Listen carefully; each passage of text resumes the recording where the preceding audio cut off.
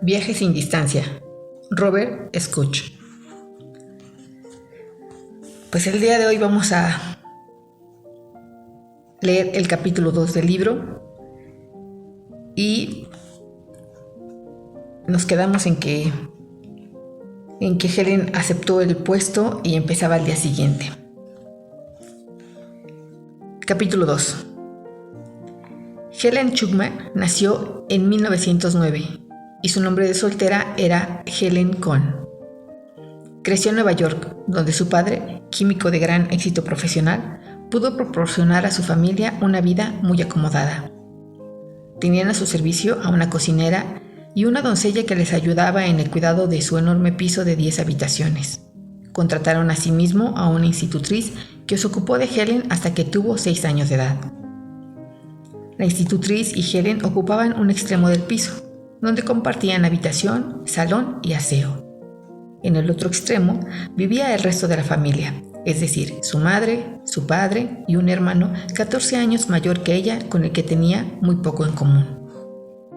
Como el resto de la familia parecía ser su vida, Helen pasaba casi todo el tiempo antes de ir al colegio, así como su tiempo libre una vez empezó a asistir a clase con su institutriz. Una mujer inglesa de mediana edad a quien conocía simplemente como la señorita Richardson. Aunque la relación entre ellas era amistosa, no tenía nada de íntimo. Lo que más le gustaba a Helen de la señorita Richardson era su acento inglés. Por la noche, la institutriz acababa oficialmente de trabajar una vez que acostaba a Helen y era libre de salir si lo deseaba, aunque la mayoría de las veces se quedaba en la sala hasta la hora de acostarse. Cuando la señorita Richardson salía, Helen se quedaba despierta hasta que volvía, no solo para asegurarse de no estar sola, sino también porque le fascinaba el ritual que realizaban cada noche. Y aquí algunas de sus palabras. Antes de acostarse, la señorita Richardson se arrodillaba y susurraba algo para sí misma durante un rato. Desde mi primer recuerdo, hacía lo mismo cada vez. Siempre quise preguntarle por qué aquel ritual, pero tardé muchos años en reunir el valor suficiente. La señorita Richardson me explicó que era católica y que cada noche antes de acostarse rezaba el rosario. Le pregunté qué era un rosario y me mostró el suyo. Estaba hecho de hermosas cuentas azules y me gustó. Pensé que estaría bien tener uno. Incluso podría tener algo de mágico. Le pregunté a la señorita Richardson si podía tener uno, pero me respondió que era solo para católicos. Le sugerí que quizás mi madre me podría comprar uno, pero ella pensó que sería mejor dejar el tema a un lado. De hecho, me propuso que fuera nuestro secreto, y yo le prometí no decir nada al respecto. También teníamos otro secreto, relacionado con el lugar al que íbamos los domingos por la mañana. En vez de ir al parque como los demás días, nos íbamos al otro extremo de la ciudad donde nadie pudiera vernos. Allí llegábamos a uno de los lugares más bellos que yo hubiera visto nunca. La señorita Richardson me dijo que era una iglesia católica, pero como yo no era católica, no podía entrar. Tenía que prometerle que no me marcharía muy lejos, y me quedaba en la entrada hasta que ella volvió a salir. Mientras esperaba, podía ver las flores, las velas y las estatuas a través de las rendijas de las grandes puertas que se abrían hacia el interior de la iglesia. A veces escuchaba la música y la voz de un hombre diciendo cosas que no podía entender. Una vez me colé en una de las capillas laterales. Había una estatua de una señora muy hermosa, con luz alrededor de la cabeza y velas y flores dispuestas en un pequeño jardín a sus pies. Todo el mundo tenía rosarios como el de la señorita Richardson y decidí que de mayor sería católica para poder entrar y participar en lo que ella hacía. Entre semana, cuando la señorita Richardson me llevaba al parque a jugar, siempre nos juntábamos con una amiga suya que también era institutriz y cuidaba a una niña de mi edad. Nosotros jugábamos mientras la señorita Richardson y su amiga se sentaban en un banco del parque y hablaban. Descubrí que la niña también era católica y tenía, adivinen qué, un rosario. Y se sorprendió mucho cuando le dije que yo no lo tenía y que no sabía para qué servía. Me explicó con condescendencia que servía para rezar a la Madre de Dios. Le pregunté sobre Dios y se sorprendió mucho de mi ignorancia, ya que no sabía casi nada de él. Me dijo que Dios es nuestro Padre, que le podíamos pedir cosas y Él nos las concedía. Esto me pareció maravilloso y me pregunté por qué nadie me había hablado antes de ello. Le pregunté a la niña dónde estaba Dios, porque había unas cuantas cosas que quería, y me dijo que todo lo que había que hacer para verle era cerrar los ojos. Y así lo hice, pero no vi nada. Ella lo entendió enseguida. Yo no era católica, así que ¿qué podía esperar? Me sugirió que probase con la Virgen, que era muy bondadosa y escuchaba prácticamente a todo el mundo. También me contó que llevaba un vestido azul y un velo blanco, y pensé en esa preciosa estatua que había visto en la iglesia de la señorita Richardson. Cerré los ojos de nuevo y esta vez pude ver algo más. Creí ver el velo blanco. La niña me dijo que estaba muy bien para un principiante y que debía seguir intentándolo. Después de todo, me dijo, a menos que lo hagas, irás al infierno y te quemarás durante toda la eternidad. Hombre, esto está muy fuerte. Continuó. Estaba tan contenta por haber visto el velo blanco que no hice caso de su comentario hasta que me acosté aquella noche. Entonces comencé a gritar. La señorita Richardson me preguntó qué pasaba y le dije que tenía miedo del infierno, que me quemaría para siempre a menos que fuera católica y tuviera un rosario. La señorita Richardson estaba muy preocupada, pero no sabía qué decir. Me dijo por fin que era mejor que hablara de religión con mis padres, explicándome que la gente solía tener la misma religión que sus padres y que probablemente ellos podrían contarme cosas. Pero añadió que no debería tener miedo del infierno porque ella rezaría por mí. Se lo agradecí mucho prometiéndole que no lo olvidaría y decidí preguntar a mis padres acerca de la religión de inmediato. Me deslicé silenciosamente por el pasillo hasta el comedor, donde se encontraba mi padre solo leyendo el periódico. Lo observé desde la puerta un buen rato antes de entrar. Él levantó la vista sorprendido. ¿Qué pasa?, preguntó. ¿No está la señorita Richardson contigo? Cuando le dije que sí, respondió. Ah, bien. Tu madre no está y creo que no volverá en un buen rato. Retomó el periódico y pareció pensar que la conversación había concluido. Yo me quedé por allí. No le conocía muy bien y dudaba de cómo empezar, pero sabía que tenía que averiguar cosas sobre mi religión. Por fin empecé. Padre, ¿tú qué eres?, le pregunté. Creo que no entiendo, me contestó muy perplejo. ¿Te refieres a cuál es mi profesión? Pensé que quizá era eso. Mi padre me dijo que era químico, y cuando le pedí que me lo explicara, no entendí lo que decía, pero supe que no era la respuesta que esperaba. Luego le pregunté si creía en Dios y si tenía una religión, y me dijo que no creía en Dios y no estaba particularmente interesado en la religión. Le pregunté si eso significaba que yo tampoco tenía religión y contestó que la gente debe decidir eso por sí misma. Volví a preguntar cuál había sido la decisión de mi madre y me contestó que no estaba seguro de cuál era su religión en aquel momento.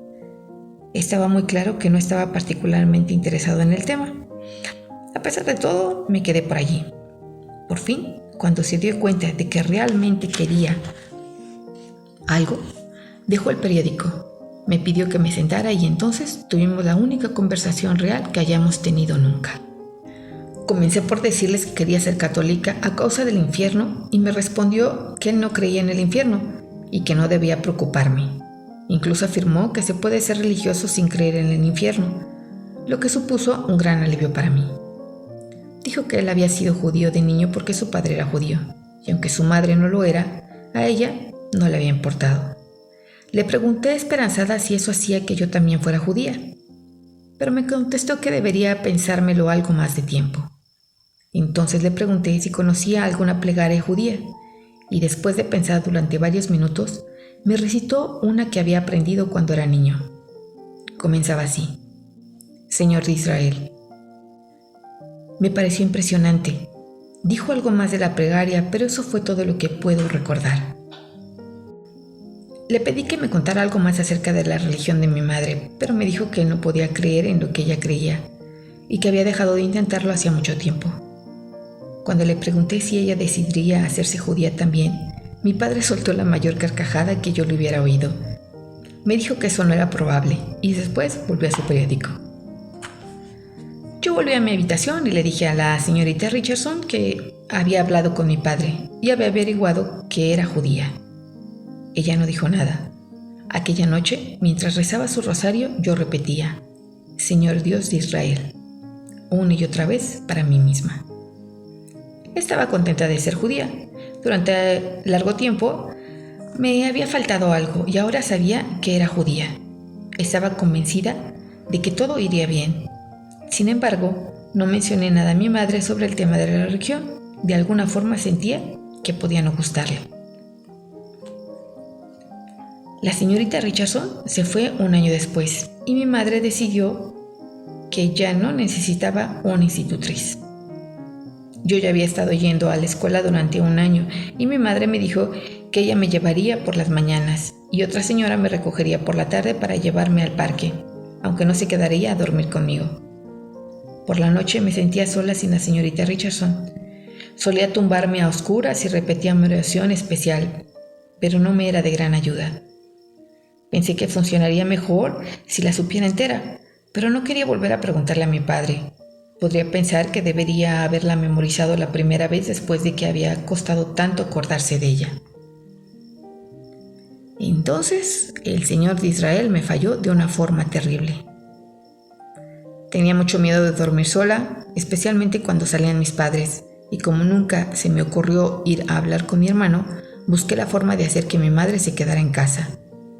Si me daba cuenta de que se estaba preparando para salir, comenzaba a sentir un terrible dolor de estómago. La primera vez que ocurrió era verdad, y así descubrí que mi madre no salía cuando yo estaba enferma. Naturalmente empecé a tener muchos dolores de estómago. El único problema era que mi madre me llevó al médico para averiguar lo que me ocurría. Después de que el primer médico no encontrara nada, probó con otro y luego con otro más. A mí no me importaba porque así conseguía pasar tiempo con ella, pero un día, cuando me llevó a ver a otro médico por lo de mi estómago, me di cuenta de que llevaba una pequeña maleta. Cuando le pregunté para qué era, me dijo que iba a llevarme a un hospital donde un doctor me podría curar de mis dolores. Tuve el presentimiento de que las cosas no iban como yo quería, pero como no estaba segura, me callé. Después de registrarnos en el hospital, madre me dijo que pasaría la noche allí y que ella se quedaría conmigo. Esa parte me gustó. A la mañana siguiente, madre y el doctor comenzaron a explicarme lo que me iban a hacer y tuve un ataque de pánico. Entre gritos, les dije que nunca había tenido realmente dolores de estómago, pero evidentemente pensaban que lo decía porque tenía miedo de lo que nos pudiera ocurrir a mi apéndice y a mí. Hicieron falta 2 hombres vestidos de blanco para mantenerme tumbada en la camilla mientras me llevaba a la sala de operaciones, donde otros 3 hombres de blanco estaban esperando. 2 de ellos me sujetaron mientras un tercero me puso una mascarilla en la cara. Grité: Señor Dios de Israel, mientras intentaba no respirar.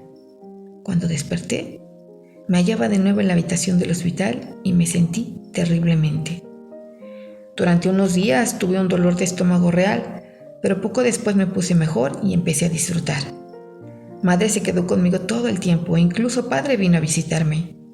Madre y yo hablábamos de todo tipo de cosas mientras estuvimos juntas, y la noche antes de irnos del hospital le pregunté por su religión. Me dijo que había probado muchas religiones desde pequeña, que ahora era teósofa, pero que aún continuaba buscando. Me sorprendió mucho que también hubiera sido judía, porque los judíos no parecían gustarle mucho. Me contó que su padre era rabino en Inglaterra, pero que, en todo caso, era de muy buena familia. También me dijo que tenía algunos parientes que no eran judíos, y esos parecía aliviarla. Entretanto, yo había decidido no seguir siendo judía después de lo ocurrido. Probablemente no había un Señor Dios de Israel después de todo, y esa era la razón por la que mi padre había dejado de creer en él. Nunca volví a creer en Dios, aunque lo intenté denodadamente durante largo tiempo. Esta historia de Helen me lleva a recordar mi encuentro con la iglesia institución. Y ahora, ¿cómo es mi relación con la iglesia institución y con la religión? Con Dios, con el universo. Y se me hace muy interesante y cuestionable el que desde niña le dijeron a Helen, pues tú crees en lo que tú quieras. O sea, es una decisión, no es una costumbre, una tradición. Preguntarme cuál es mi relación, o sea, cómo es mi relación, tanto, repito, con la iglesia institución y con la religión. Y voy más allá con la espiritualidad, que es más hacia esa parte por donde voy, por la parte espiritual, más que por la religión, y mucho menos con la iglesia institución. Continúo leyendo. Esto lo dice el autor. Helen no se inquietó por la religión ni se interesó por ella durante los siguientes 5 o 6 años. Lo que parecía intrigarle mucho más eran las imágenes mentales que visualizaba a menudo, unas veces con los ojos cerrados y otras con los ojos abiertos. Podían ocurrir casi en cualquier momento, pero nunca interrumpía ni molestaba de forma alguna a sus demás actividades. Simplemente era como si hubiera una actividad mental constante en el fondo de su mente que podía ser traída a la superficie si elegía hacerlo. Las imágenes podían ser de cualquier cosa: una mujer con un perro, árboles bajo la lluvia, un escaparate lleno de zapatos, un pastel de cumpleaños repleto de velas. No tenían movimiento y eran en blanco y negro.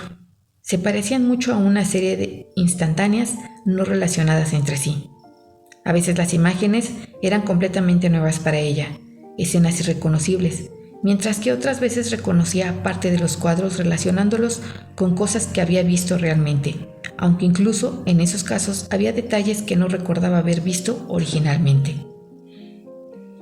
Helen había tenido imágenes mentales de este tipo desde siempre, hasta donde le alcanzaba la memoria, y no se le ocurrió que no todo el mundo podía disfrutar de esa misma experiencia. De hecho, fue a la edad de 11 años, al preguntar a una amiga por sus imágenes mentales, cuando se dio cuenta de que ésta no tenía ni idea de lo que le estaba hablando. Helen pensó que su amiga estaba de broma y no aprendió que su habilidad era única.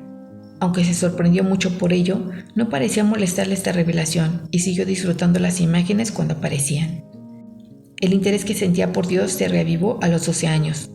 Sus padres planearon pasar el verano en Europa y decidieron llevarla con ellos. El viaje transcurrió sin incidentes para Helen hasta la última visita de sus vacaciones, Lourdes. La gruta le causó una profunda impresión, así como la estatua de la Virgen y los montones de muletas y aparatos dejados allí por quienes se habían curado milagrosamente. Leo lo que ella dice o dijo. Desde nuestra habitación del hotel podía ver la estatua de la Virgen. Cada noche salía a mirar la figura, la roca sobre la que se levantaba y aquella agua especial que salía de un costado de la roca, el agua que curaba a la gente. Pensaba en las sillas de ruedas y en las muletas, y en las miles de personas que habían venido aquí y habían creído. ¿Podrían estar todos equivocados? Repentinamente me acordé de la señorita Richardson y de su rosario. Seguramente este era el mejor lugar del mundo para comprar un rosario y comprobarlo. Cuando volví al hotel aquella noche, encontré a mi padre solo en su habitación leyendo un libro.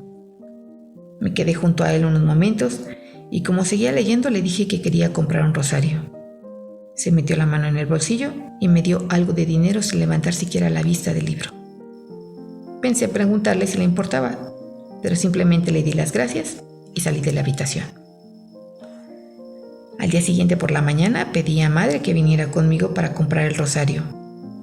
Compré también una medallita de la Virgen y llevamos ambas cosas a que fueran bendecidas por un sacerdote. Nos quedamos en la gruta para asistir a misa y a la preciosa ceremonia religiosa posterior. Era sábado y había incluso más flores y procesiones con música que un día normal. La gente rezaba por todas partes.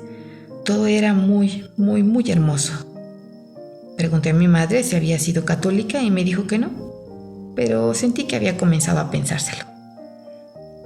Aquella noche en mi habitación me quedé despierta con el rosario en la mano y la medalla alrededor del cuello y pensé en Dios, en la señorita Richardson y en la Virgen. De pronto tuve una idea. Este era un lugar con mucho poder y quizá si pedía un milagro para mí misma, lo conseguiría. Entonces creería en Dios y me haría católica. Salí al balcón y miré la roca. Por favor, Dios, dije en voz alta, no soy católica, pero si todo esto es verdad, ¿me enviarías un milagro para que pueda creer en ti? Ya había decidido en qué consistiría el milagro. Cerraría los ojos y diría 3 Ave Marías. Si al abrirlos se encontraba una estrella fugaz en el cielo, ese sería mi milagro. No esperaba realmente encontrarla, pero cerré los ojos y recé las 3 Ave Marías de todos modos. Cuando los abrí, el cielo estaba lleno de estrellas fugaces. Las miré en silencio, asombrada, y entonces susurré: es un milagro. Dios me lo ha enviado realmente. Mira, es un milagro. Me quedé muy quieta hasta que las estrellas desaparecieron y el cielo se oscureció de nuevo. Y entonces me acordé. Nuestro guía nos había dicho que en este momento del año había lluvias de meteoritos en esta parte del mundo y que aparecían con mucha frecuencia. En realidad, no era milagro en absoluto. Nunca antes había visto una lluvia de meteoritos y por eso no lo había reconocido. Entonces tuve otro pensamiento. ¿No es un milagro que pensase en pedir ver un meteorito justo cuando iba a haber una lluvia de ellos? Después de todo, no podía saber que la lluvia iba a ocurrir en aquel preciso momento. Quizá era un auténtico milagro después de todo. Pero ya no pude convencerme de ello realmente. Me sentía muy suspicaz con todo aquel tema, incluso me enfadé un poco. Quizá, pensé para mí misma, el agua y las curaciones y las muletas sean todo como la lluvia de meteoritos. La gente solo cree que son milagros. Todo podría suceder simplemente así. Estaba a punto de dejar el tema zanjado en mi mente de esta forma cuando tuve otro pensamiento que me hizo sentirme muy incómoda. Dije a Dios que si veía un meteorito cuando abriera los ojos sería un milagro. Si había un Dios, podría no gustarle mi forma de considerar su milagro. Si Él se había molestado en enviarme un milagro especial para mí, podría no gustarle mi escepticismo. Y si había un Dios, también habría un infierno para la gente que no le reconocía y apreciaba. Por fin, fui resolviendo aquella situación con diferentes argumentos, aunque me quedé un poco incómoda al respecto. Me persuadí de que si Dios se hubiera molestado en enviarme un milagro, tendría el suficiente sentido para hacerme creer en él. Como no creía realmente en este, no podía haber sido un milagro genuino. Decidí que de todos modos no tenía que tomar una decisión definitiva en aquel mismo momento y que volvería sobre ello más adelante, cuando no estuviera tan cansada. Un año después de volver de su viaje por Europa, el hermano de Helen se casó y la familia se trasladó a un piso más pequeño. Idabel, la sirvienta que había estado con la familia desde el nacimiento de Helen, siguió con ellos. Helen y ella eran buenas amigas desde hacía años, pero la nueva situación le ayudó a intimar más y pasaban mucho tiempo hablando de cosas. Una de esas cosas de las que hablaban era de la religión. Idabel era baptista y dijo a Helen que aunque su iglesia creyera oficialmente en el infierno, ella sentía que Dios era muy bondadoso y preparaba las cosas para que al final todo saliera bien. Esto dio confianza a Helen, que empezó a leer la Biblia cada noche con Idabel. Un domingo, Idabel preguntó a Helen si quería acompañarla a su iglesia que estaba en las afueras, bastante lejos de donde vivían. A Helen le entusiasmó la idea y cuando llegaron estaba ansiosa porque empezara la ceremonia religiosa. La gente de la iglesia de Idabel no solo tenía un color de piel diferente de la de Helen, sino que también cantaban canciones muy diferentes de cualquier otra que ella hubiera escuchado antes. Las cantaban una y otra vez, empezando suave y poco a poco iban subiendo de tono.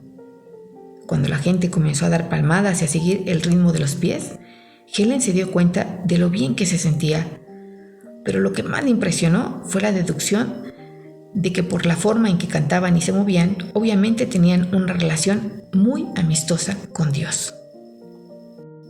Esta parte me lleva a preguntarme nuevamente, ¿cómo es mi relación con Dios? Y también otra pregunta es, ¿esa relación que tengo con Dios es la relación conmigo misma? Y creo que por ahí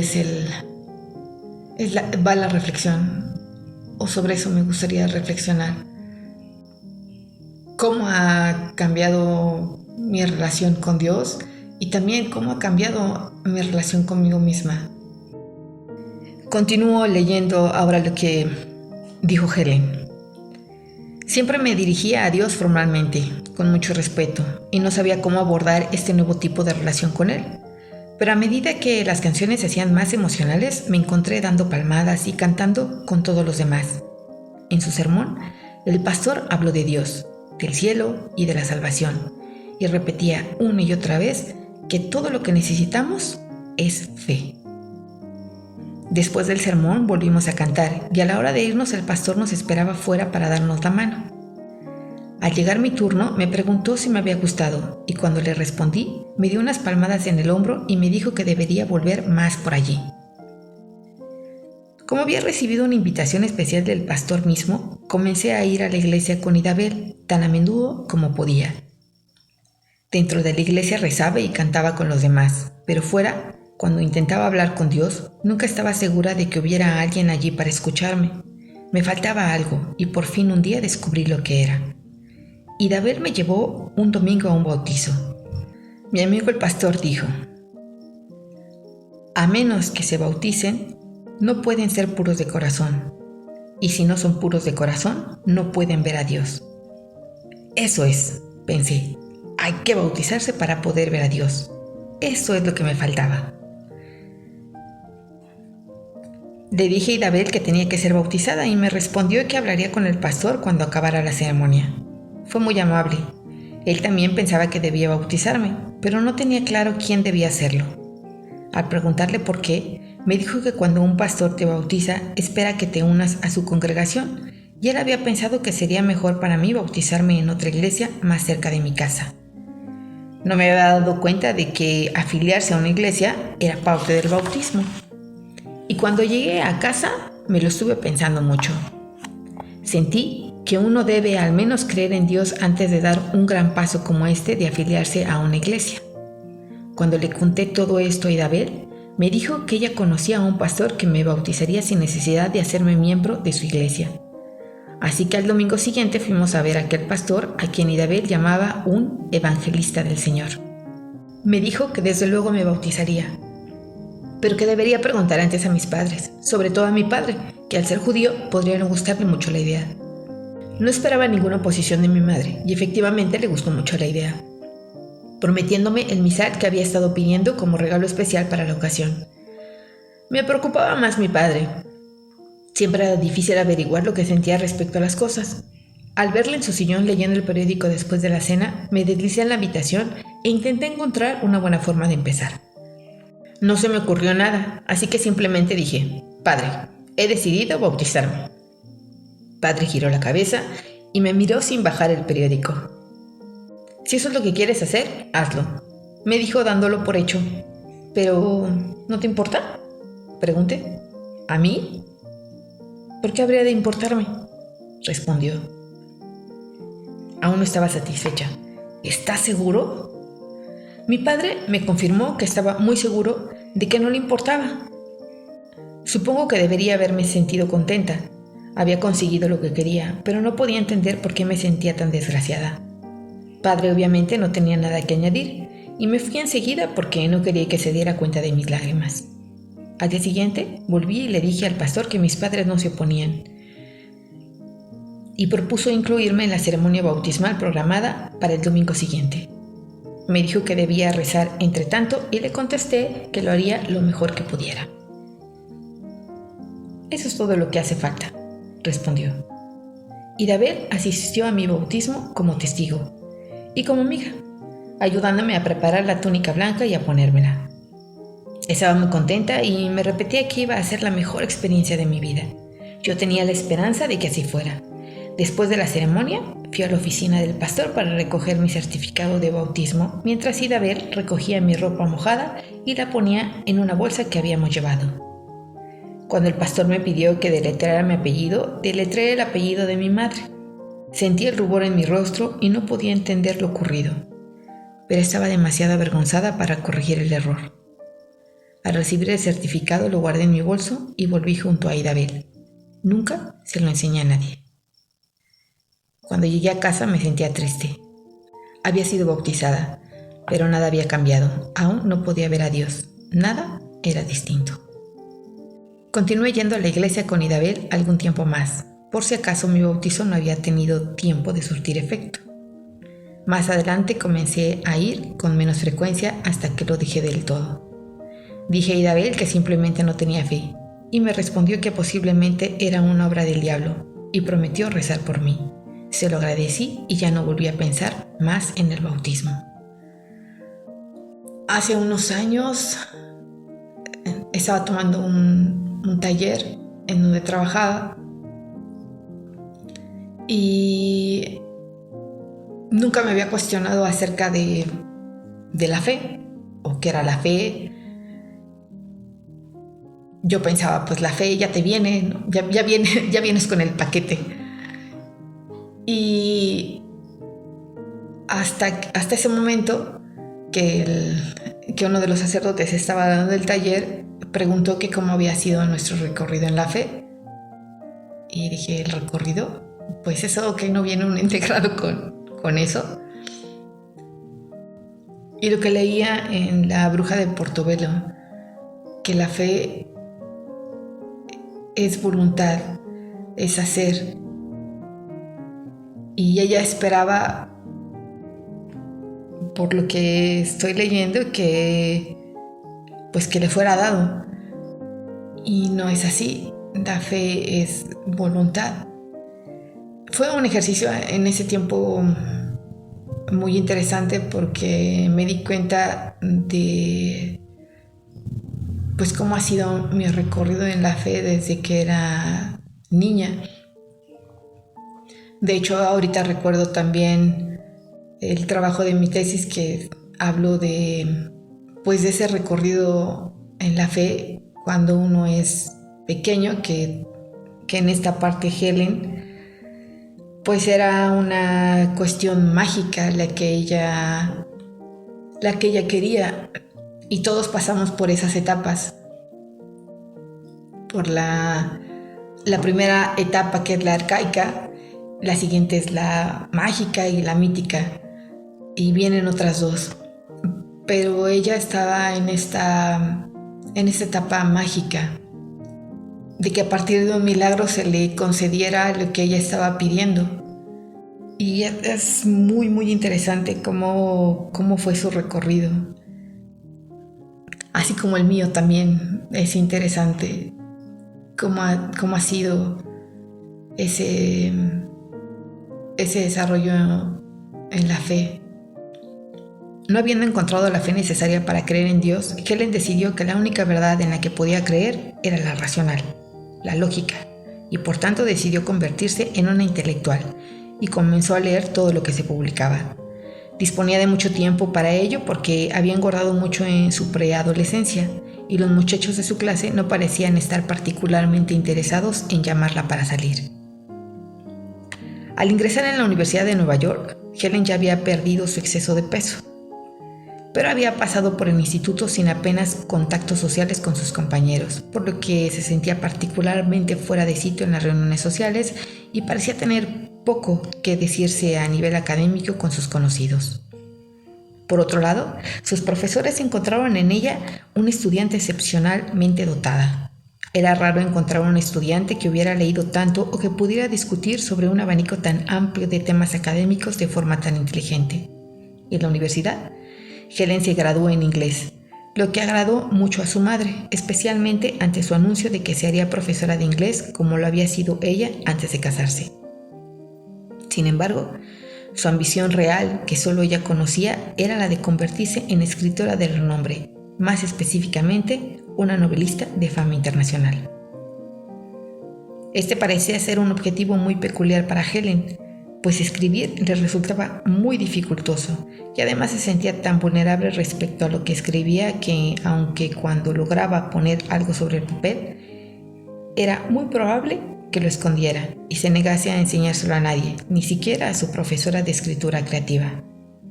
Entretanto, continuó leyendo mucho sobre diversos temas de filosofía y literatura, penetrando en los sistemas de pensamiento, en las leyes de razonamiento y en particular de la lógica. Al asunto de vivir le prestaba la menor atención posible. En su segundo año universitario conoció a un joven, Louis Schuckman, que trabajaba en la biblioteca universitaria. También él era un intelectual y pronto comenzaron a discutir extensamente sobre libros y filosofía. Luis era tan solo unos pocos centímetros más alto que ella y siempre se había sentido incómodo con las mujeres, por lo que estaba encantado de haber encontrado a alguien que no le hiciera sentirse incómodo. Luis y Helen comenzaron a comer juntos todos los días y en 3 meses Luis le pidió que se casara con él. Era la única proposición que ella había recibido y también la única que él había hecho. La madre de Helen, aunque indecisa porque Luis era judío, estaba encantada con la idea de que su hija contrajera matrimonio. Su padre, por otro lado, manifestó que apenas conocía al muchacho y por ello no podía forjar una opinión. Para contentar a los padres de Luis, acordaron celebrar la ceremonia en una sinagoga. Helen estaba demasiado nerviosa para querer un ritual muy elaborado y pidió al rabino que hiciera una ceremonia breve.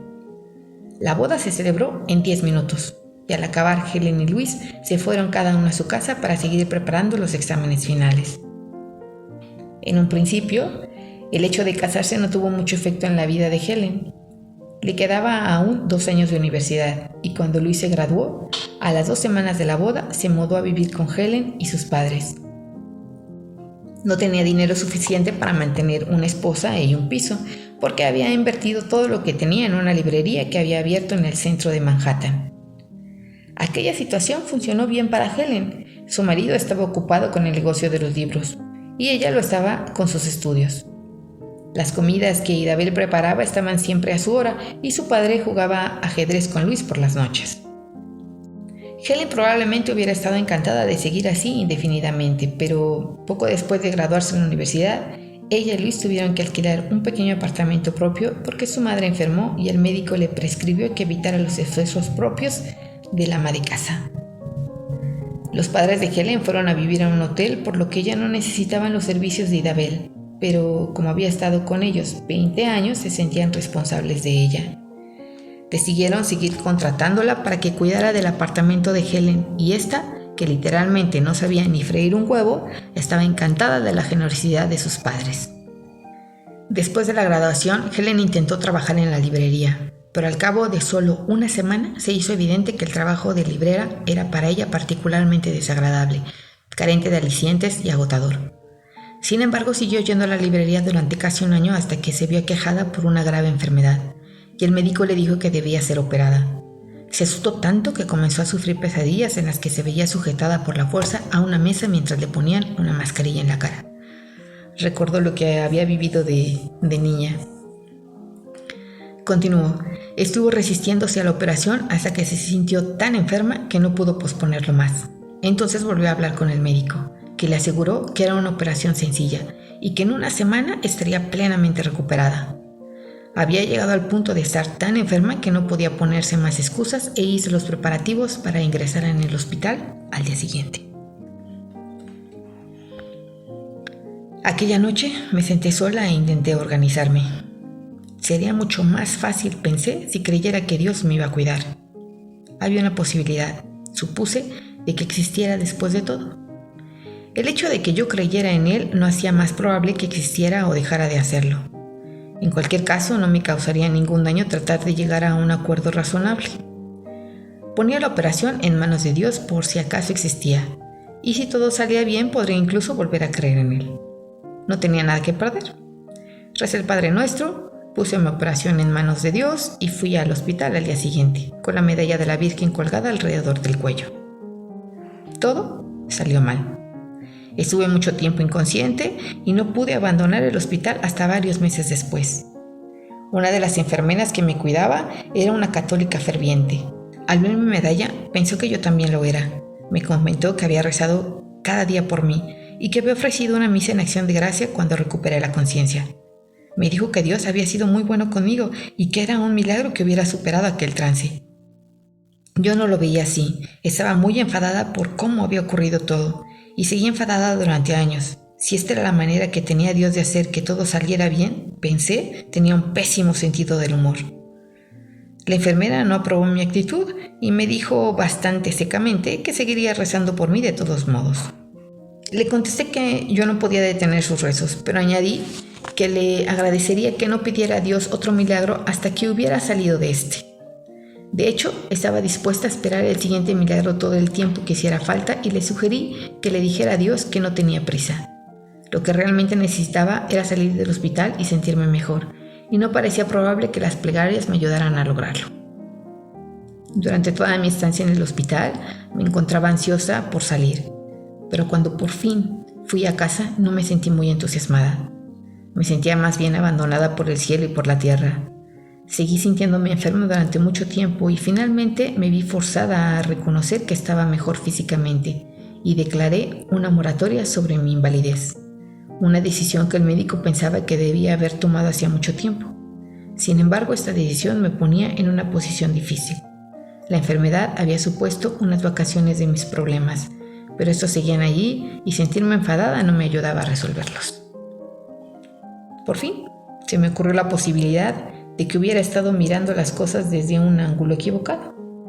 Después de admitirlo, comencé a revisar mi vida hasta entonces y entre otras cosas volví a mi larga y errática búsqueda de Dios. Estaba claro que no había hecho progresos en este tema. Admitía que la culpa podía ser mía. Quizá, como decía la enfermera del hospital, no apreciaba todo lo que Dios había hecho por mí. Recordé la dificultad que había tenido por aceptar aquel milagro anterior en mi infancia. A pesar de todo, pensé, lo único que la gente puede hacer es preparar su proyecto lo mejor posible y yo, a mi manera, sentía que lo había hecho. No tenía sentido especular sobre cuál hubiera sido el resultado de la búsqueda si lo hubiera emprendido de forma diferente. Si Dios existía, lo que yo ponía en duda, Él mismo podría resolver la cuestión de la religión. Si no existía, bueno, las cosas eran simplemente así. Para mí había acabado la búsqueda. Me di cuenta de que además de la cuestión de Dios, había otros asuntos que había pospuesto tomar en consideración. En primer lugar, el asunto de mi marido.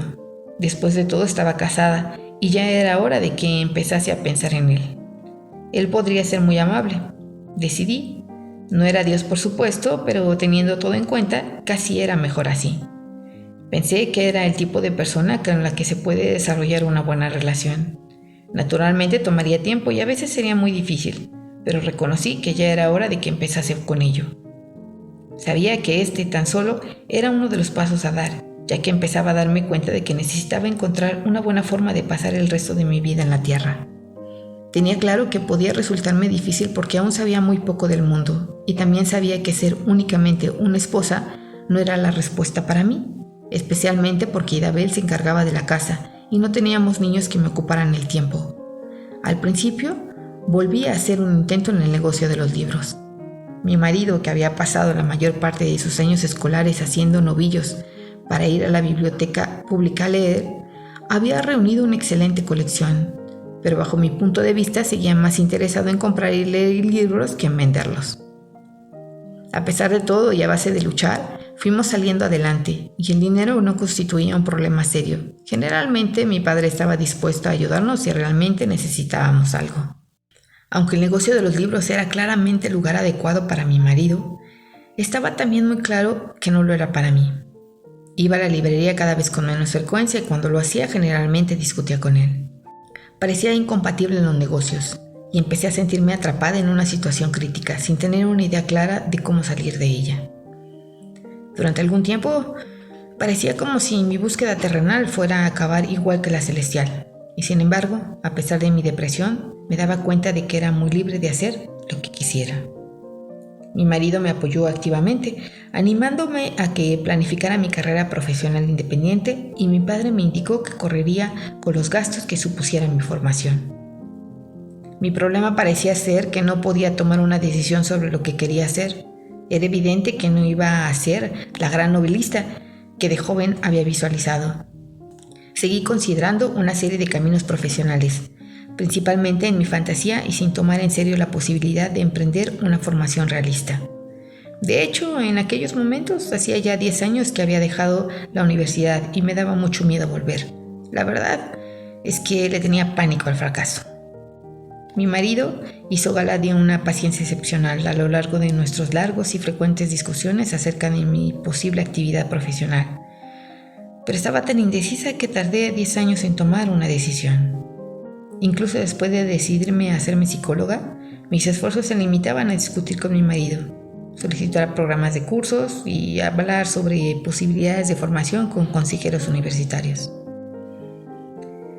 Realmente no sabía de qué iba la psicología, solo tenía una vaga noción de que contendría algunas de las respuestas que yo necesitaba. Por fin me decidí a superar mis miedos e ingresar en la escuela para graduados, pagando el precio de no tener una perspectiva clara sobre aquella iniciativa. Volví a estudiar decidida a sacar las mejores notas. Después de haber fracasado en la búsqueda del cielo, estaba absolutamente determinada a triunfar en la tierra. Aunque Helen consideraba concluida su búsqueda de Dios, el tema de la religión seguía siendo importante en su vida. A medida que se fue implicando más en sus estudios de psicología, se fue armando de hechos y herramientas científicas que resultaron ser los argumentos que necesitaba para superar los últimos restos de superstición que le quedaban. Sentía que ahora podía encarar las cosas de forma muy realista. Estos mismos hechos fueron la base sobre la que fue cambiando lenta y progresivamente su sistema de creencias, pasando de un agnosticismo desimplicado a un ateísmo iracundo. De hecho, incluso antes de obtener el doctorado, estaba no solo preparada, sino ansiosa de pelearse con cualquiera que tuviera pensamientos que estuvieran, aunque solo fueran remotamente, teñidos de ideas religiosas. A pesar de, o quizá debido a su actitud, comenzaron a ocurrirle una serie de sucesos sorprendentes. El primero de ellos ocurrió una fría tarde de invierno cuando Luis y ella iban en metro a visitar a unos amigos. Helen detestaba el metro y el hecho de tener que esperar el tren durante un cuarto de hora en medio del intenso frío no le hacía sentirse muy animada. Cuando por fin llegó, estaba abarrotado de gente y no había sitio donde sentarse. Una vez que consiguieron asiento, se sintió particularmente enfadada y victimizada porque Luis se sumergió en su periódico, olvidándose por completo de su sufrimiento. Cuando miró a su alrededor, todo lo que veía era gente sucia y andrajosa. Al otro lado del pasillo, un niño con una barra de caramelo en la mano pringaba la cara de su madre, dejándole la mejilla manchada de chocolate. Otro niño, unos lugares más adelante, recogía un chicle del suelo y se lo metía en la boca, mientras que al final del vagón un grupo de ancianos medio borrachos discutían en voz alta. Helen cerró los ojos asqueada y sintiendo dolor de estómago. Entonces ocurrió algo sorprendente. Una luz cegadora pareció encenderse detrás de sus ojos y llenar completamente su mente. Sin abrir los ojos, le pareció ver una figura, que supo que era ella misma, entrar en la luz. La figura parecía saber con exactitud lo que hacía. Se paró y se arrodilló tocando el suelo con los codos, las muñecas y la frente en lo que parecía ser una expresión oriental de profunda adoración. Más tarde, la figura se levantó, se puso a un lado y se arrodilló de nuevo, haciendo esta vez descansar su cabeza como si la apoyase en una rodilla gigante. Pareció ser rodeada por el perfil de un enorme brazo y desapareció. La luz se hizo aún más brillante y Helen sintió que el amor más intenso fluía a través de ella. Era un sentimiento tan poderoso que se quedó boquiabierta y abrió los ojos.